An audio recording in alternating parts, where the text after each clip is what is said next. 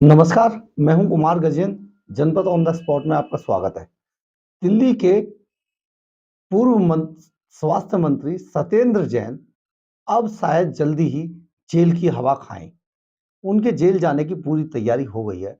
हम ऐसा इसलिए कह रहे हैं, सुप्रीम कोर्ट ने सोमवार को स्वास्थ्य मंत्री सत्येंद्र जैन की अंतरिम जमानत को आगे बढ़ाने से इनकार कर दिया है। ये एक बड़ी बात है। सत्येंद्र जैन लंबे समय से जेल में है, लेकिन वो स्वास्थ्य कारणों से लगातार बार-बार अपनी अंतरिम जमानत बढ़वा रहे थे। लेकिन इस बार उ उनकी ज़मानत बढ़ाने से सुप्रीम कोर्ट ने पूरी तरीके से इनकार कर दिया है। सुप्रीम कोर्ट ने कहा है कि स्वास्थ्य कारणों से दी गई अंतरिम ज़मानत लंबे समय तक जारी नहीं रखी जा सकती है। सत्येंद्र जैन को करीब 6 महीने पहले स्वास्थ्य कारणों से अंतरिम ज़मानत दी गई थी। हालाँकि कोर्ट ने इसे 1 सप्ताह के लिए और बढ़ा दिया है और उन्होंने लेकिन कह दिया है कि अब इसे और आगे नहीं बढ़ाया जाएगा। 26 मई को सत्येंद्र जैन को स्वास्थ्य कारणों से अंतरिम जमानत दी गई थी, जिसे कई बार बढ़ाया जा चुका है। लेकिन अब कोर्ट उनकी इस बार-बार अंतरिम जमानत से शायद तंग आ चुका है और अब उन्हें जेल की हवा खिलाने के मूड में है। जस्टिस बेला एम त्रिवेदी और सतीश चंद्र शर्मा ने सोमवार को कहा कि हमें अपने अंतरिम आदेश आदेश के विस्तार पर एक बार फिर से विचार करना होगा। लंबे समय तक जारी नहीं रखा जा सकता इस ज़मानत को, क्योंकि आप बार-बार इस तरीके की चीज़ें करके, आप स्वास्थ्य कारणों का हवाला देकर आप बार-बार ज़मानत ले रहे हैं। ये एक अच्छी प्रक्रिया नहीं है। कोर्ट ने इस मामले की अगली सुनवाई 11 दिसंबर तक के लिए हालाँकि टाल दी है, लेकिन उन्होंने कहा है कि सीधे-सीधे आप बार-बार अंतरिम ज़मानत का खेल नहीं खेल सकते हैं। सत्येंद्र जैन को मनी लॉन्ड्रिंग केस में आरोपी बनाया गया था। उन्हें ईडी ने पिछले साल गिरफ्तार किया था। लेकिन इसके बाद ही सत्येंद्र जैन का अचानक जेल के अंदर वज़न कम होना शुरू हो गया और उनकी स्पाइनल कॉर्ड में कुछ परेशानी आ गई थी, जिसके कारण उनकी स्पाइनल कॉर्ड की सर्जरी करनी पड़ी और ये जो जिस तरीके से ये सारी चीज़ें होती रहीं, बाद में सत्येंद्र जैन ने स्वास्थ्य कारणों से सुप्रीम कोर्ट से ज़मानत माँगी थी, जिसे सुप्रीम कोर्ट ने बढ़ा दिया था। लेकिन वो ये सिलसिला करीब 1 साल से लगातार चला आ रहा था।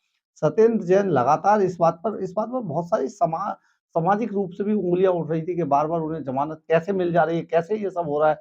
तो ये सारी चीज़ें अब शायद कोर्ट उनको अगले बार ज़मानत ना दे। सत्येंद्र जैन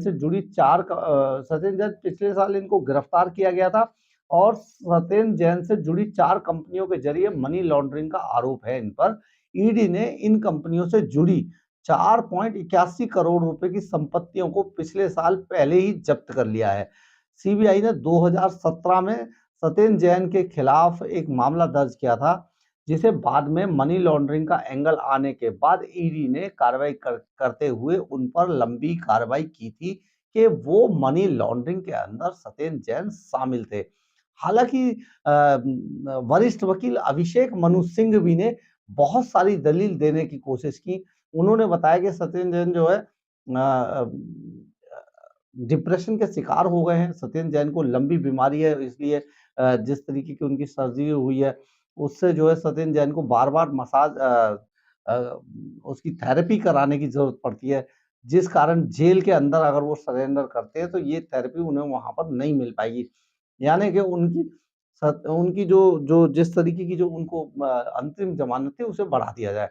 लेकिन कोर्ट ने इस बार साफ मना कर दिया कि ऐसा नहीं हो पाएगा। ये सत्येंद्र जैन के लिए एक बुरी खबर है। सत्येंद्र जैन और उनके जो चाहने वाले हैं, उनके लिए करारा झटका है सुप्रीम कोर्ट से, क्योंकि अब उन्हें जेल जाना पड़ सकता है। हालाँकि आपको हम ये भी बता देते हैं कि सत्येंद्र जैन के अलावा मनीष सिसोदिया ने भी स्वास्थ्य कारणों से ज़मानत लेने की कोशिश की थी। कई अन्य ने भी कोशिश की, लेकिन उन्हें मिला नहीं था। कई गवाहों ने भी ऐसा किया, लेकिन ऐसा हुआ नहीं था। तो इसका मतलब ये हुआ कि सत्येंद्र जैन अब जल्दी ही तिहाड़ जेल के अंदर नज़र आएँगे, क्योंकि अगर डॉक्टरों ने उनसे पल्ला झाड़ लिया और जज साहब ने उनसे और कई सवाल पूछ लिए, तो सत्येंद्र जैन अब अपनी अंतरिम जमानत को बढ़ा नहीं पाएंगे। ये एक बड़ा मामला है कि सत्येंद्र जैन अब जल्दी ही जेल के शिकंजों के अंदर हो सकते हैं, तिहाड़ जेल के अंदर हो सकते हैं, क्योंकि उनकी अंतरिम जमानत शायद उन्हें और लंबा बाहर ना रख पाए। ये एक बड़ी बात है और एक बड़ा पेच भी है कि किस तरीके से इतने बड़े आरोपी जेल से बाहर हैं और बार-बार अंतरिम जमानत मांग रहे हैं। इसलिए सुप्रीम कोर्ट ने बिल्कुल साफ इनकार कर दिया है उन्हें जमानत देने से।